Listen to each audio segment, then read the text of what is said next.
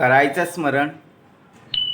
गुरुर्ब्रह्मा गुरुर्विष्णू गुरुर्देवो महेश्वरः सद्गुरु साक्षात् परब्रह्म तस्मै श्री सद्गुरुवे नमः. जय जय रघुवीर समर्थ. जय जय रघुवीर समर्थ. श्रीमद दासबोध दशक चौथा नवविधा भक्तिनाम समास 10वा मुक्ती चतुष्टय नाम श्रीराम समर्थ. मुळी ब्रह्म निराकार तेथे स्फूर्तिरूप अहंकार तो पंचभूताचा विचार ज्ञानदशकी बोलिला. जय जय रघुवीर समर्थ. श्री समर्थ कृपेने उत्तमाची सुरुवात प्रार्थनेने करून दिली. गुरुर ब्रह्मा गुरुर विष्णू गुरुर्देवो महेश्वरा तिघांच्या पलीकडे असणारा श्री सद्गुरू साक्षात परब्रह्म तस्मै श्री सद्गुरुवे. त्याशिवाय कार्याला सुरुवातच होणार नाही. कारण गणाधीश जो ईश सर्वा गुणांचा मुळारंभ आरंभ तो निर्गुणांचा नमो शारदा मूळ चत्वार वाचा गमू पंथ आनंद या राघवाचा. म्हणून समर्थांनी मतच मांडले श्रीमताचं ना, खुद्द भगवंताचं वचन.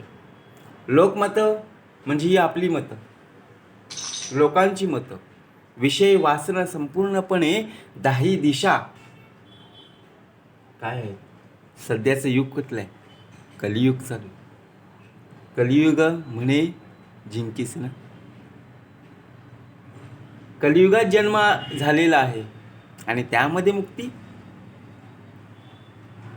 समास कोणता आहे? दशक कोणतं आहे? दशक दाखवलं समर्थांनी चौथा.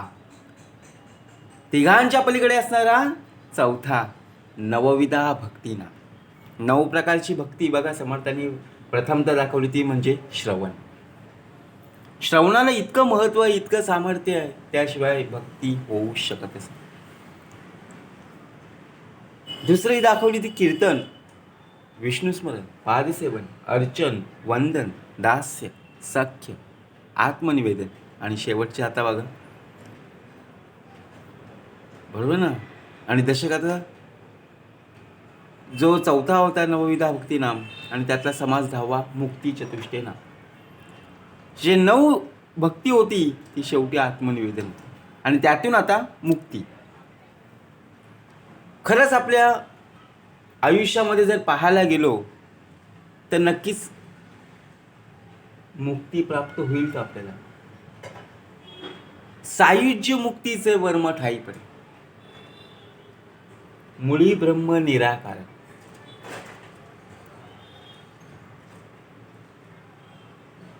तेथे स्फूर्तिरूप अहंकार. समर्थ म्हणतात मुळात ब्रह्म निराकार आहे.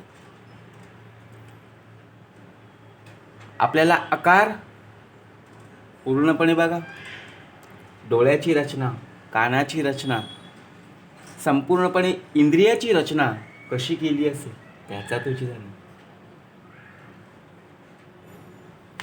मुळी ब्रह्म निराकार त्याला आकार नाहीये. तेथे स्फूर्तिरूप अहंकार हाच आकार आहे जो संपूर्णपणे अहंकार आहे.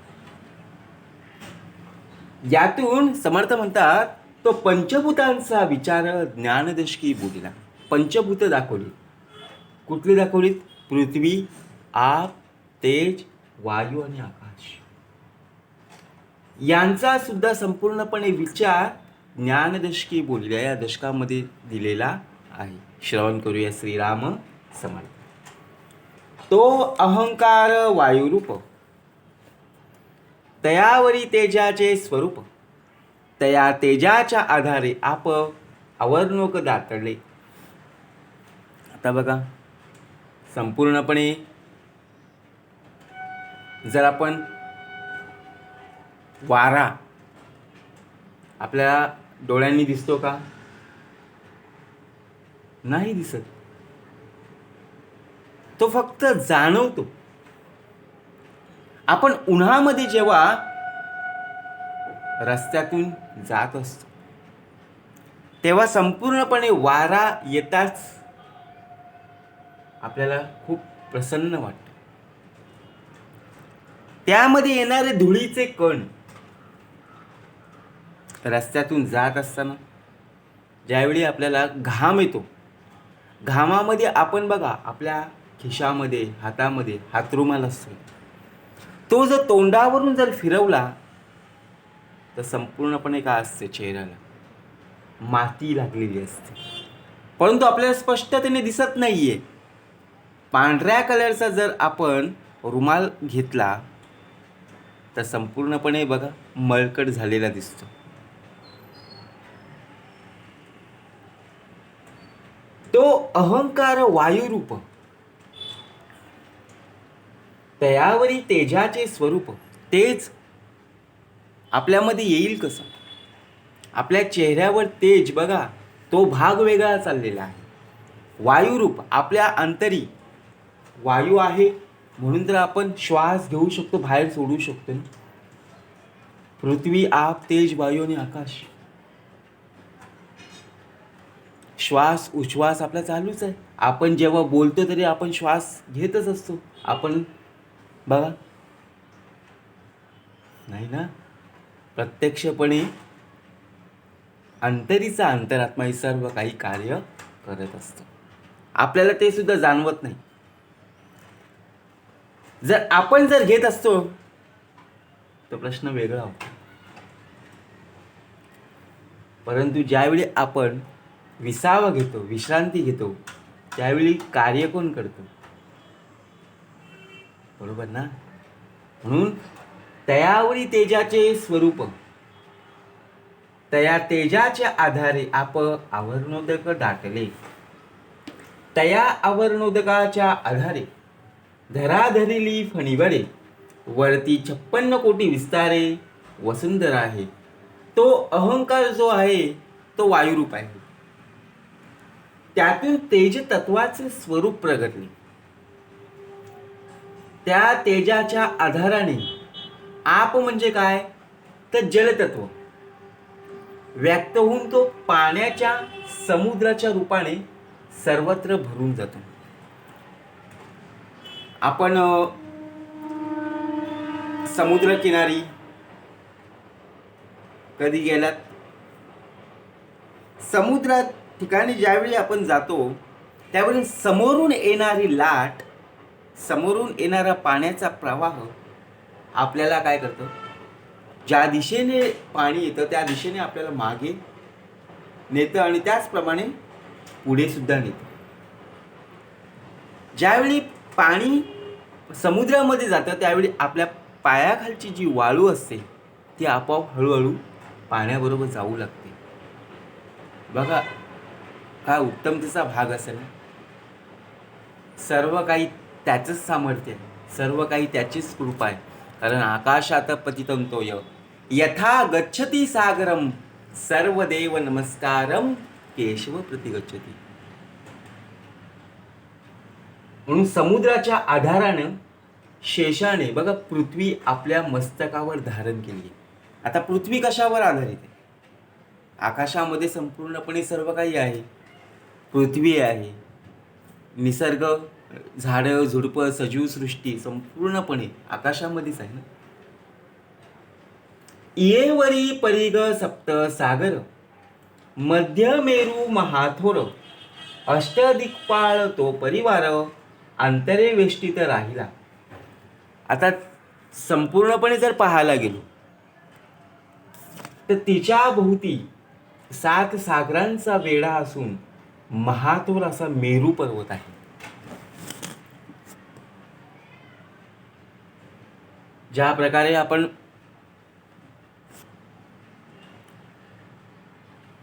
सागराला किंवा समुद्राला भेट देतो म्हणजे पाण्यामध्ये जेव्हा आपण उभे राहतो त्यावेळी आपली त्या दिव्य दृष्टीने आपण ते डोळ्याने आपण जे पाहतो, समोर काहीच दिसत नाहीये, फक्त येणारी लाट, पाण्याचा प्रवाह आणि वारा, तो सुद्धा आपल्या डोळ्याने दिसत नाही. पाण्याचा आवाज आपण ऐकत असतो. काही जण त्या वाळूमध्ये बघा लहान लहान मुलं किल्ले बनवतात, काही जण नावं टाकतात, काही जण आकार उत्तमतेने बनवतात. म्हणजे विचार करा,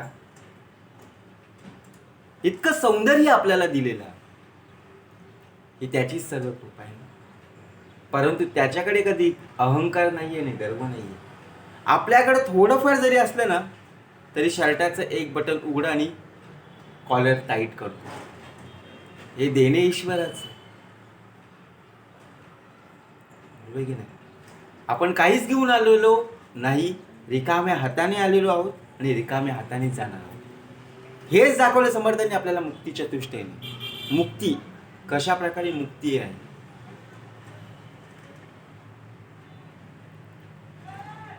आपल्याला संपूर्णपणे स्मरण करायचं. स्मरणाचा समर्थांनी भाग दाखवला. जर इथून जर तुला सुटायचं असेल ना, म्हणजे कशातून 84 लक्ष योनींमधून जर सुटायचं असेल तर एक मात्र मार्ग, तो म्हणजे श्रवण. याशिवाय दुसरा कुठलाही पर्याय उपलब्ध नाही. आपण सर्वस्व ज्याला मानतो तो म्हणजे पैसा. कारण पैशाने सर्व काही कार्य होत असतात, बरोबर आहे. हल्लीच्या युगामध्ये सर्वात जास्त पैसाच आपल्याला उपयोगी पडतो. परंतु जर देह जर त्याच पैशाला अनुसरून देहच जर साथ देत नसेल तर त्या पैशाला व्हॅल्यू आहे का? देह अंतरुणावर आहे, देहाकडे अमाप पैसा आहे, कोट्यावधी आहे, अब्जपती आहे, परंतु संपूर्ण पैसा हॉस्पिटलमध्ये. ज्याची हौस फिटत नाही तो हॉस्पिटलमध्ये. विचार करा. मग आपण काय म्हणतो, ते एक म्हण आहे बघा, म्हण नाही पण पूर्वीच्या काळी लोक म्हणायची, चणे आहेत तर दात नाही आणि दात आहेत तर चणे नाहीत ना. अंथरूण पाहून पाय पसरावे, समर्थ म्हणाले. शिल्लक प्राप्त नक्कीच होणार आहे. पुनरपी संसारा येणे नाही. हा मनुष्य देह आपल्याला प्राप्त झालेला आहे, त्यातून आपल्याला सुटायचं आहे. सामर्थ्य आहे चळवळीचे, जो जो करील तयाचे, परंतु येते भगवंताचे अधिष्ठान पाहिजे. निवेदन ठेवून सर्व काही जे काही कार्य करणार आहेस ते उत्तमतेने तुला करता आले पाहिजे. आपल्याला जन्माची तारीख माहिती आहे, जन्म कधी झालेला आहे, परंतु मृत्यू कधी होणार आहे याचा आपल्याला थांगपत्ता नाही. म्हणून जन्म आणि मृत्यू यामधलं जे काही आयुष्य आहे, जे काही जीवन आहे, ते उत्तमतेने आपल्याला त्याच्या चरणाशी मी ठेवितो मस्त गजा ठिकाणी, तेथे तुझे श्री सद्गुरु पाय देऊन. म्हणून हा मुक्तीचा समर्थने आपल्याला भाग दाखवतो. तो सुवर्णाचा महामेरू, पृथ्वी सतयाचा आधारू, 84 सहस्त्र विचारू रुंदी त्याची. आता बघा, महामेरू पर्वत सुवर्णाचा असून पृथ्वीला त्याचाच आधार आहे. आता जर पाहायला गेलो, समर्थाने उत्तमाचा एक भाग दाखव, श्रवण करूया. रावण जर पाहायला गेलो तो उत्तमतेचा होता, भक्ती मार्गाने सुद्धा उत्तमतेचा होता, परंतु गर्वाने, अभिमानाने आणि सर्वात महत्वाचं म्हणजे अहंकाराने गेला.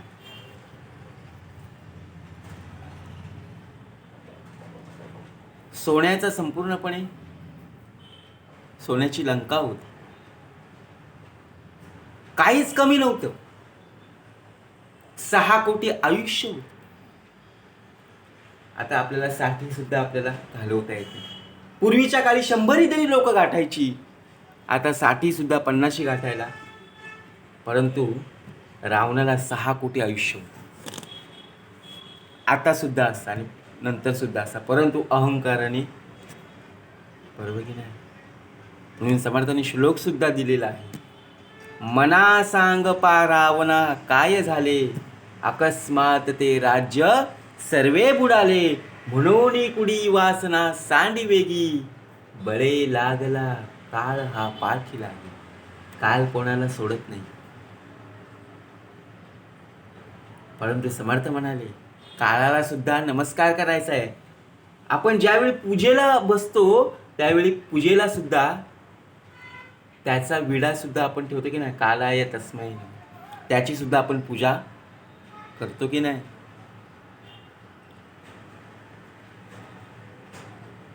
म्हणजेच आपल्याला घाबरायचं नाही की मला आज मरण येणार आहे, माझं उद्या मरण येणार आहे, मी उद्या मरणार आहे. पण समर्थ म्हणाले ज्याचे हृदयी श्री सद्गुरु स्मरण, त्यासी कैचे भय दारुण, काळ मृत्यू न बाधे जाणं, आप मृत्यू काय.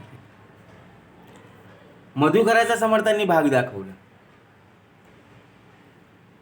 किती प्रकारचे प्रसंग त्याला संकट संपूर्णपणे ओढवलेलं होतं, परंतु समर्थांचे चरण शेवटपर्यंत सोडले नाही.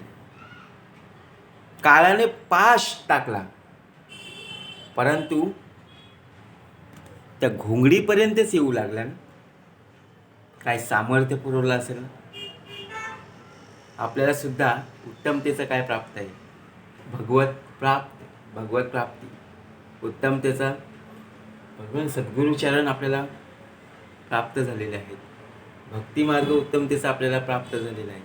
मग महत् भाग्य हाताशी आले, परंतु भोगू नाही जाणितले. म्हणजे शेवटी आपल्याला सर्व काही प्राप्त झालेले आहे, परंतु जर त्याचा वापर करता आला नाही तर शेवटी जमा नावे शून्य. उंच तरी मर्यादा वेगळा, भूमीमध्ये सहस्त्र 16, तया भोवता वेष्टित पाळा, लोकालोक पर्वताचा. त्याच्या उंचीला तर मर्यादाच नाही. आता तो 16 सहस्त्र योजने गेलेला आहे आणि त्याच्या भोवती लोकालोक पर्वताचा वेढा आहे.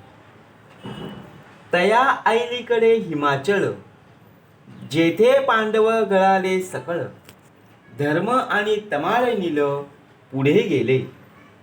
त्या अलीकडे जेथे सर्व पांडव मृत्युमुखी पडले तो हिमाचल पर्वत आहे.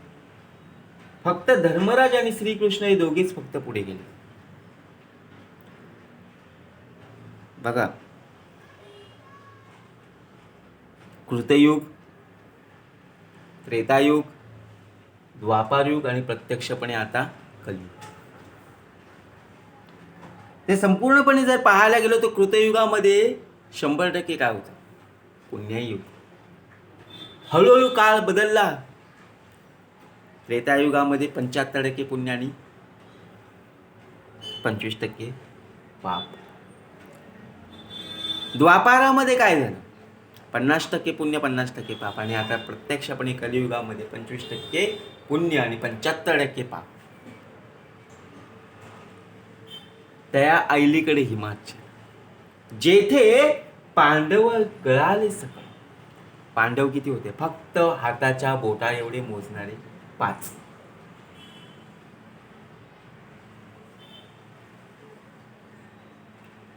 पांडवांची संख्या किती आणि कौरवांची संख्या. धर्म आणि तमाळे नील पुढे गेले. जेथे जावया मार्ग नाही, मार्गी पसरले महाई, सीत सुखे सुखावले तेही, पर्वत रूप भास. पुढे जेथे जायचा मार्गच नाहीये, मार्गात महाप्रचंड साप सर्वत्र पसरलेले, तेथील थंडीमुळे तेही सुकावले आहेत आणि तेही पर्वत रूपच वाटतात. आपण बघा, पाऊस पडला, पावसामध्ये आपण कशाच्या ठिकाणी सर्वात जास्त जातो, धबधबा, डोंगरावर, हेच आपले असतात ना रमणीय स्थळ, बरोबर. परंतु तेथे जायला मार्ग नाहीये. संपूर्णपणे चिकट, सर्प, बरोबर, साप वगैरे असतात. आपण भीतीने तिथे जात नाही. गवतं वाढलेली असतात.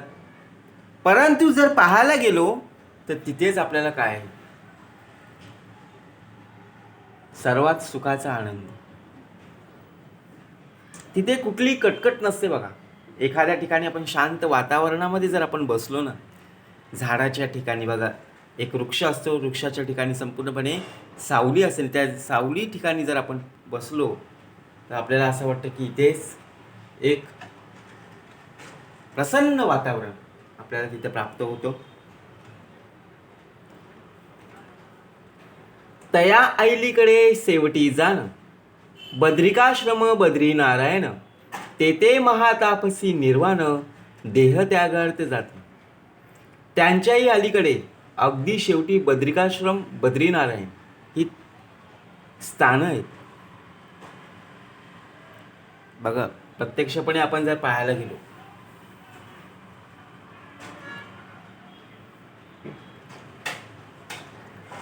जेथे महान तपस्वी लोक निर्वाणकाली देहत्याग करण्यासाठी जातात. मंदिर आहेत, उत्तम त्यांनी देऊळं आहेत. सर्वांना नमस्कार. तया ऐलीकडे बद्रिकेदार, बद्रीनाथ, बद्रिकेदार, पाहून येती लहान थोर, ऐसा हा उगा विस्तार मेरू पर्वताचा. तो जो भाग आहे ते संपूर्णपणे डोंगर बघा, हिमालय बर्फाच्छादितसारखं आहे. त्याच्याही अलीकडे बद्रिकेदार असून त्याच्या दर्शनासाठी लहान तो सर्वत्रच जातात, सर्वच जण जातात. असा हा सर्व मेरू पर्वतांचा एक विस्तार आहे. आपण ट्रिप, एखादी पिकनिक ज्या ठिकाणी नेतो, उत्तम त्याचा एक भाग आहे, प्रेक्षणीय स्थळ आहे, जिथे आपल्याला दर्शन घेता येईल. परंतु समर्थ म्हणाले, सर्वांना नमस्कार. खरा देव तो अंतरी, चोरला सेने सद्गुरू विनतो सर्व थाई न दिसे. जर खरंच आपल्याला जाता येत नसेल, इथून सुद्धा नमस्कार केला तरी तिथपर्यंत पोहोचतोच. तया मेरू पर्वता पाठारी, तीन शृंगे विषमहारी, परिवारे राहिले तयावरी, ब्रह्मा विष्णू महेश. म्हणून समर्थांनी उत्तमतेचा पहिलाच भाग समर्थांनी प्रार्थनेकडून दिला बघा. प्रार्थना, गुरुर ब्रह्मा गुरुर विष्णू गुरुर देहो महेश्वर, सद्गुरु साक्षात परब्रह्म तस्मै श्री सद्गुरुदेव. म्हणजे ब्रह्मा विष्णू महेश परिवार राहिले तयावरी. त्या मेरू पर्वताच्या पठारावर वाकड्या रेषेत शिखर आहेत. तेथे परिवारासह ब्रह्मा विष्णू महेश हे 3 देव राहतात.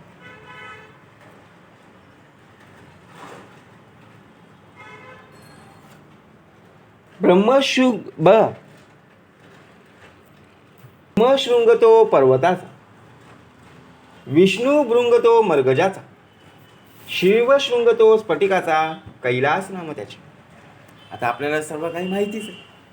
कैलास पर्वत, जिथे संपूर्णपणे बघा ब्रह्मशृंग तो पर्वताचा. ब्रह्मशृंग हा साध्या दगडाचा आहे. विष्णू शृंग पर्वत शिखर जो आहे तो पाचूचा आहे. आणि शिवशृंग हे पर्वत शिखर स्फटिकाचं असून नाव त्याचं काय आहे, कैलास.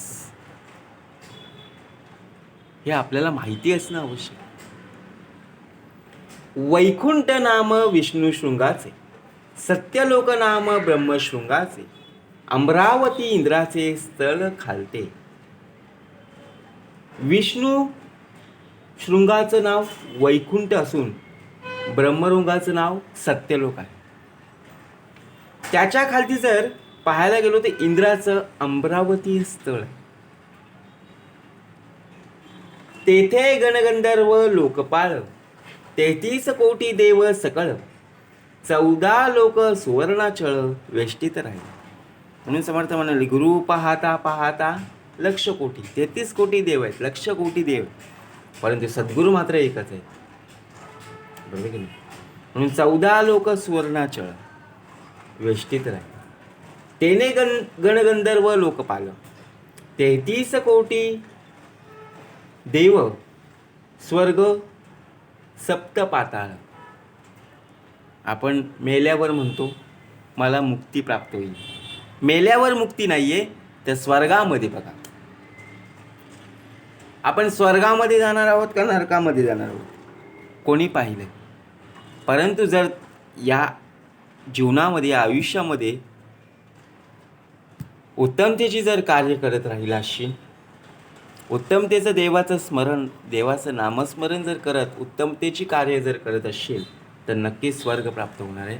स्वर्ग प्राप्त म्हणजे काय? स्वर्गात जर राहत असेल तर नक्कीच इथं तुला प्राप्त आहे. पुण्याईचा भाग आहे. कारण घेऊन जाणं काय आहे? ज्ञान, वैराग्य आणि सामर्थ्य. या त्रिवेणी संगमावर आपल्याला उभं राहायचं. नरक यातना म्हणजे काय? देवाची पूजा करत असताना हातामध्ये मोबाईल, लक्ष टी व्हीकडे, कोणी मित्र आला त्याच्याकडे, देवाचा थांगपत्ता नाही आहे. टाळाटाळ सर्वात जास्त आपण काय कशासाठी करतो? नमस्कार करण्यासाठी. आई वडिलांना आपण विसरतो. बरोबर की नाही? उलटसुलट आपण आई वडिलांना बोलतो. ज्या आई वडिलांनी आपल्याला जन्म दिला त्यांना आपण विसरतो, त्यांना आपण आश्रमात ठेवतो.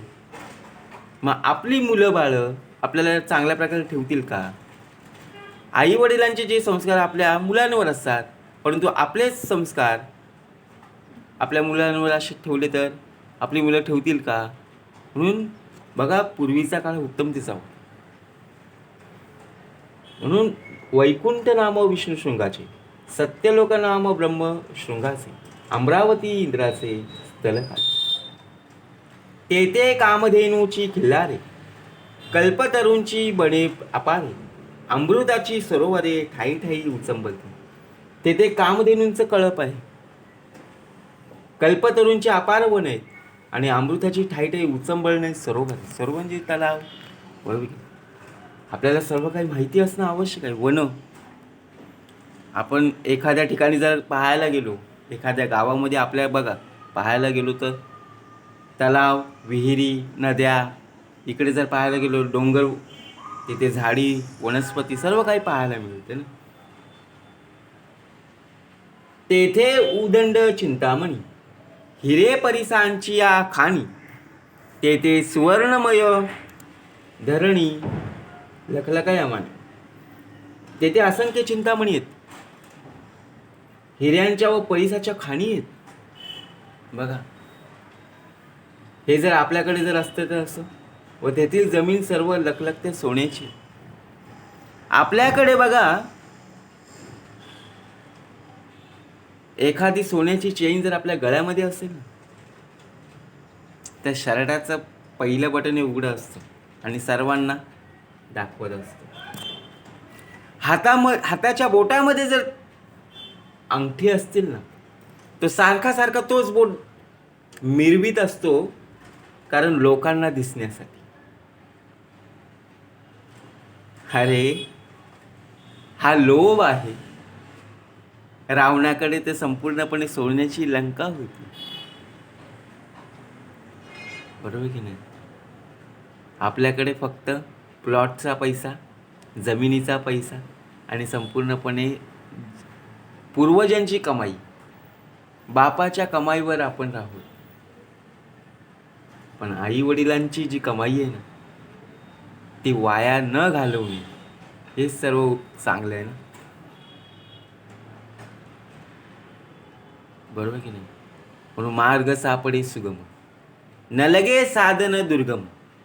का दाखवला बाग समर्थनी?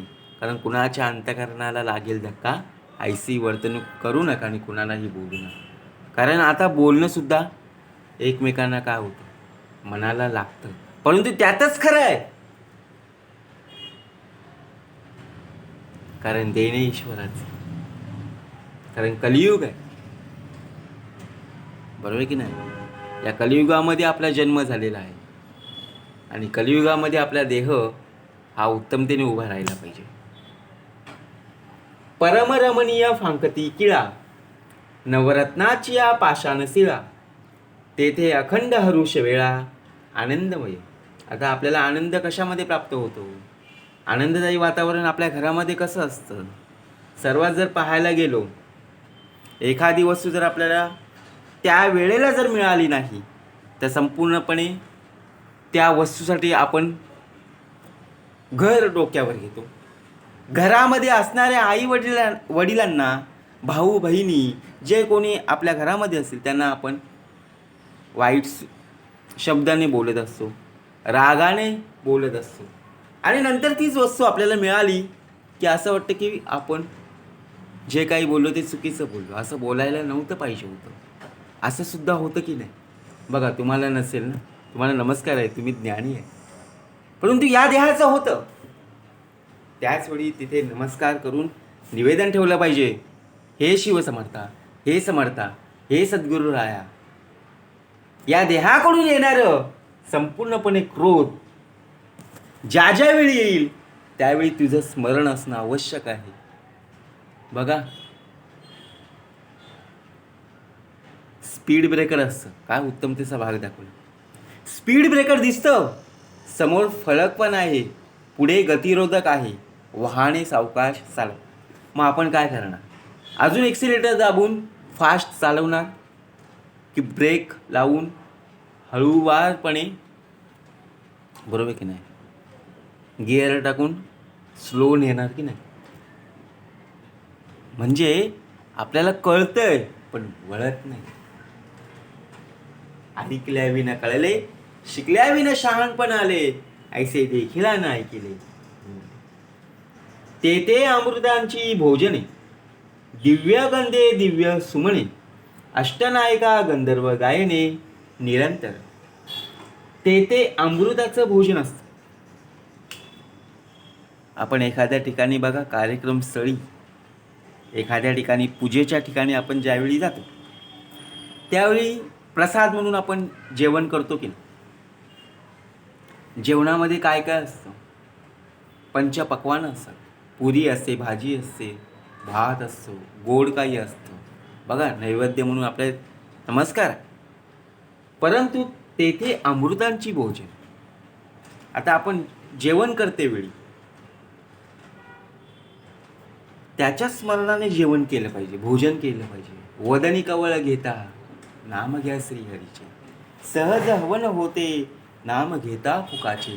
जीवन करी जीवित्व, अन्न हे पूर्ण ब्रह्म, उदर भरे नोहे जाणीचे यज्ञ.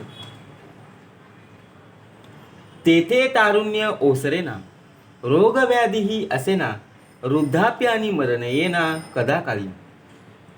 तेथे तारुण्य कधी ओसरत नाही, व्याधी असत नाही आणि वृद्धपणा, मरणही कधी येतच नाही. आपण ज्यावेळी लहान असतो बघा, त्यावेळी आपल्याला काहीच कळत नाही आहे की मोठे होऊन आपल्याला कधी मरण येणार आहे. आपण संपूर्णपणे बालपण कशामध्ये घालवत असतो? मजा मस्ती आणि संपूर्णपणे इतरांची मस्करी. पण ज्या ज्यावेळी आपण मोठमोठे होत असतो, बालपणापासून तरुण वयापर्यंत येत असतो, तरुण वर्गामध्ये, त्यावेळी आपल्याला समजतं की आपलं बालपण आता संपलेलं आहे, तरुण वयामध्ये आपण आलेलो आहोत. आता आपल्याला कसं जगायचं? एक प्रकारे आपल्याकडे जबाबदारी असते. लहान बघा, ज्यावेळी आपण लहान असतो तेव्हा आई वडील आपल्याला सांभाळणारे असतात. तरुण वयामध्ये, तरुण वर्गामध्ये आई वडिलांची जबाबदारी ही आपल्याकडे असते. कारण आई वडील हे, बरोबर की नाही, वृद्ध होत असतात, बरोबर की नाही, वयस्कर होत असतात. कारण उत्तमतेची त्यांची काळजी घेणं सुद्धा महत्त्वाचं आहे. ज्याप्रमाणे आई वडिलांनी आपल्या बोटाला धरून सर्व काही शिकवलं, संस्कार दिले, लहानाचं मोठं केलं, त्यांची परतफेड आपल्याला करताच येणार नाही. कितीही काही केलं तरी ते ऋण कधीच फेडता येणार नाही. मातृऋण, पितृऋण, बरोबर ना, कुळऋण, गोत्रऋण, आप्तेष्टांचे ऋण, देशाचे, समाजाचे, मातृभूमीचे ऋण हे आपल्याला फेडायचं आहे. यातून मुक्त व्हायचं आहे. बरोबर की नाही? म्हणजे समर्थ म्हणतात यातून जर मुक्त व्हायचं असेल तर फक्त एकच आहे, ते म्हणजे जा असे सद्गुरूंशी शरण. तेथे तारुण्य ओसरे ना, रोगव्याधीही असे ना. तर रोगाने कधी आपल्याला ग्रासलेला आहे. लहानपणी आपल्याला काही वाटत नव्हतं. आजार आलं, आई वडिलांनी आपल्याला हॉस्पिटलमध्ये नेलं, दवाखान्यामध्ये नेलं, कारण काळजी करणारे आपल्याला बाजूला होते. परंतु तरुण वयामध्ये आपला आई वडील आपल्याकडे अजून तरी देतात लक्ष, पुढे सुद्धा देणार आहेत. परंतु आपली एक जबाबदारी आहे की शेवटपर्यंत आई वडिलांची सुद्धा काळजी घेणं तितकंच महत्त्वाचं आहे. कारण आजार कोणाला सोडलेलं नाही आणि आजार कोणाला सोडणार सुद्धा नाही. 72 रोगांवर एकमात्र औषध ते म्हणजे श्रवण. आपण आजाराला संपूर्णपणे निमंत्रण देतो, आमंत्रण देतो. त्यातून आपल्याला सुटायचं आहे. आजारपण दुकानावर लिहिलेलं असतं, टपरीमध्ये लिहिलेलं असतं की यामुळे आपल्याला कॅन्सर होणार आहे. परंतु तीच गोष्ट आपण सर्वात जास्त करत असतो. एखाद्याला इतकं तलफ असते बघा, सिगारेटचं व्यसन. कुणाच्या अंतकरणाला लागेल तर काहीशी वर्तणूक करू नका आणि कुणालाही बोलू नका. शेवटी समर्थाने आपल्याला रोगाचा भाग दाखवलेला आहे, व्याधीचं दाखवलेलं आहे. तंबाखूमुळे कर्करोग होतं, कॅन्सर होतं. सिगारेट, विडी बघा काय एक एक भाग दाखवले. आतमधली फुफ्फुस जी आहेत, हृदय जे आहेत, जळून खाक होतं, खोकला होतं. साधं आपलं चुलीवरचं जेवण असतं बघा, गॅसवरती आपण भात ठेवतो किंवा डाळ, बरोबर की नाही, भाजी ठेवतो, कालवण ठेवतो. त्यावेळी थोडंसं धूर जरी आपल्या नाकामध्ये जरी गेलं तरी लगेच आपल्याला खोकला येतो. आणि त्याच तळफेमध्ये ती जी तलफ असते, त्या धुरामुळे इतका रोग आपल्याला, ती व्याधी इतकी, तो आजार आपल्यामुळे सुद्धा इतरांना होतं. ते आपण आतमध्ये तेवढंच धूर घेतो आणि बाहेर सुद्धा तेवढा सोडतो. काही जण कानातून सोडतात, काही जण नाकातून सोडतात. विचार करा, त्यांना मजा वाटते. परंतु ज्यावेळी संपूर्णपणे देह तुम्हाला संपूर्णपणे फुकट दिलेला आहे, म्हणून फुकट जाता कामा नये ना. देह त्यागिता कीर्ती मागे उरावी. बरोबर ना. देहाची किंमत काय आहे ही मोजता येणार नाही. साधं ऑपरेशन जरी करायला म्हटलं की लाख, 1.5 लाख, बरोबर की नाही, लाखाच्या वरती आता ऑपरेशन होत असतं. एवढा पैसा आणायचा कुठे? तेव्हा जर आठवलं असतं तर ही वेळ आली नसती. म्हणून समर्थ म्हणाले, आपण त्या विषयांच्या मागे लागलेलो. विषय गोड हे लागले मला, यामुळे असे घात आपुला. घात कशामुळे? कळून या असे भ्रांती जाईना. गाडीच्या मागे जातो, तंबाखू घेतोय आणि मळत बसतोय आणि असं फटके मारत. विचार करा काय मिळालं? बरोबर. तिथे स्पष्टपणे लिहिलेलं आहे. म्हणून समर्थ म्हणाले, ऐकल्या विन कळले. डोळ्यांनी दिसतंय, कळते पण वळत नाही ना. शिकल्या विन शहाणपण आले, ऐसे देखील न ऐकिले भूमंडळी. म्हणजे प्रत्यक्ष डोळ्यांनी दिसतंय तरी न दिसल्यासारखे, कानाने ऐकतोय तरी न ऐकल्यासारखे. मग आता शिकवण कशी प्राप्त होणार? तेथे तारुण्य ओसरेना, रोग व्याधीही असेना, वृद्धाप्य आणि शरणेना कदा काळी. तेथे एकाऊनी एक सुंदर, तेथे एकाहून एक चतुर, धीर उदार आणि शूर, मर्यादे वेगळे. आता एक सुंदर आहे, एक चतुर आहे, एक उदार आहे आणि एक शूर आहे. प्रत्येकाची वेगवेगळी कर्म आहेत. चतुराईपणा दाखवला पाहिजे, शूरपणा आपल्या अंगी असला पाहिजे, बरोबर की ना, हुशार असलो पाहिजे. जेथे दिव्य देह ज्योतिरूपे, विद्युल ते सारखे स्वरूपे, तेथे यश कीर्ती प्रतापे सीमा सांडिली. म्हणजे विचार करा, जिथे आपलं यश आहे, आता समर्थाने सांगितलं अपयशामध्ये यश लपलेलं आहे.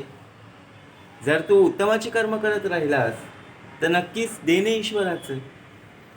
ऐसे ते स्वर्ग भुवन, सकळ देवांचं वसते स्थान, तया स्थळांचे महिमान, बोलिले जितुके थोडे. म्हणून आपण बोलतो की देवाचं वास्तव्य कुठे आहे, देव राहतो कुठे, देवाचा पत्ता कुठे आहे. परंतु देव कुठे आहे हे तुला माहिती नाही. खरा देव तो अंतरी चोरलासे, सद्गुरु विन तो सर्वथाही न दिसे. खरा देव आपल्या हृदयी आहे, रोमारोमात आहे, चराचरात आहे. त्यामुळे तू जिवंत आहेस. तू संपूर्णपणे बघा, सर्व इंद्रियांची, सर्व शरीराची हालचाल होते.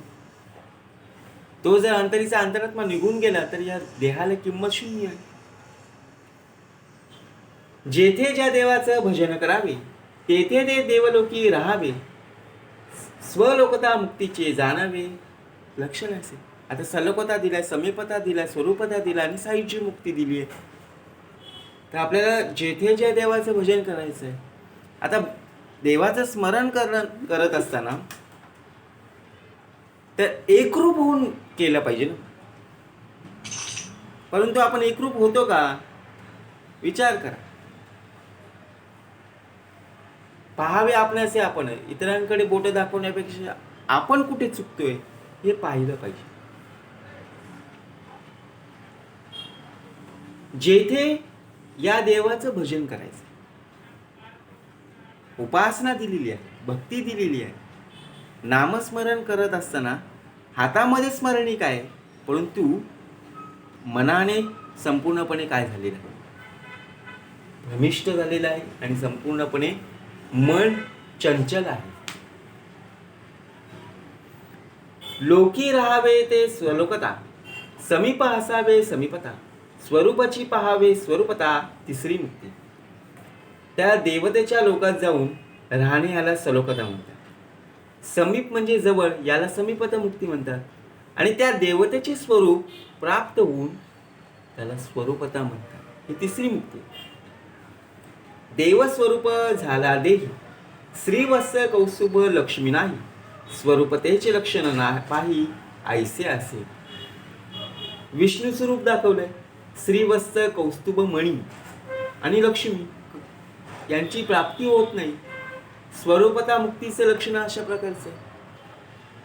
बरोबर. आपण पैसा कमवतो, परंतु कोणत्या प्रकारे पैसा कमवतो, चांगल्या प्रकारे आपल्या घरी लक्ष्मी येते की नाही येत हे आपण पाहावे. आपण कोणत्या कर्माने आपल्या मार्गाने आपल्याकडे पैसा येतोय. सुकृत आहे ते भोगिती, सुकृत सरकारचं ढकलून देती, आपण देवते असती चैसे देसे. आता पुण्याईचा भाग दाखवला बघा.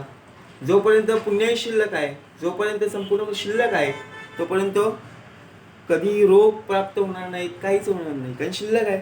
एकदा का शिल्लक संपली की संपूर्णपणे भोग भोगणे इथेच आहे. म्हणून तिन्ही मुक्ती नाशिवंत, सायुज्य मुक्ती ते शाश्वत, तेही निरुपीजेल सावचित्त ऐका. आता म्हणून समर्थाने सांगितलं सलोकता, समीपता, स्वरूपता हे नाशिवंत आहे, परंतु सायुज्य मुक्ती हे उत्तमतेच आहे, हे शिल्लकतेच आहे. म्हणून समर्थ म्हणतात देणे ईश्वराचे, सलोकता असू दे, स्वरूपता असू दे आणि समीपता. ब्रह्मांड नासेल कल्पांती, पर्वतासहित जळेल क्षिती, तेव्हा अवघेच देव जाती महामुक्ती केली. आता ब्रह्मांडाचा संपूर्णपणे नाश होतो की नाही, पर्वतासहित भूमी जळून जाईल. एखाद्या ठिकाणी जर आपण पाहायला गेलो तर डोंगराच्या ठिकाणी अग्नी लागलेला असतो. एखादी माचीस बघा, एखादी काडी जळत असताना संपूर्णपणे वणवा पेटत असतो. एखादा छोटीशी बघा माचीस एखादा फूल संपूर्णपणे खाक करून टाकते. विचार कर. तेव्हा निर्गुण परमात्मा निश्चळ, निर्गुण भक्ती तेही अचळ, सायुज्य मुक्ती ते केवळ जाणीचे असे. म्हणून समर्थ म्हणले भक्ती का महत्वाची, सायुज्य मुक्तीचे वर्म काही पडेल. आता श्रवण केल्याचे फळ, क्रिया पारटे तात्काळ, तुटे संशयाचे मूळ एक. निर्गुणी अनन्य असता, तेने होय सायुज्यता. सायुज्यता म्हणजे स्वरूपता निर्गुण भक्ती. निर्गुण परमात्म्याशी अनन्य आहे. सायुज्यता म्हणजे स्वरूपता, यालाच तर खरी निर्गुण भक्ती म्हणतात ना. सगुण भक्ती तेचळे, निर्गुण भक्ती ते नचळे, हे अवघे प्रांजळ कळे सद्गुरु केलिया. सगुण भक्ती, निर्गुण भक्ती कधी, हे काय रहस्य आहे, हे सद्गुरु केल्याशिवाय कळणार. सद्गुरुचेनी कृपा दृष्टी, होय आनंदाची दृष्टी, तेने सुखे सर्व सृष्टी आनंदमय. म्हणून कशामध्ये आनंद आहे, कशामध्ये भक्ती मार्ग आहे. जयाचा भावार्थ जैसा, तयास लाभ तैसा, मत्सर धरी जो पुसा, तयास तेची प्राप्त. सगुण भक्ती ते चळे, निर्गुण भक्ती ते न चळे, हे अवघे प्रांजळ कळे सद्गुरु केलिया. इति श्रीदासबोधे गुरुशिष्य संवादे मुक्ती चतुष्टय नाम समास 10वा. जय जय रघुवीर समर्थ.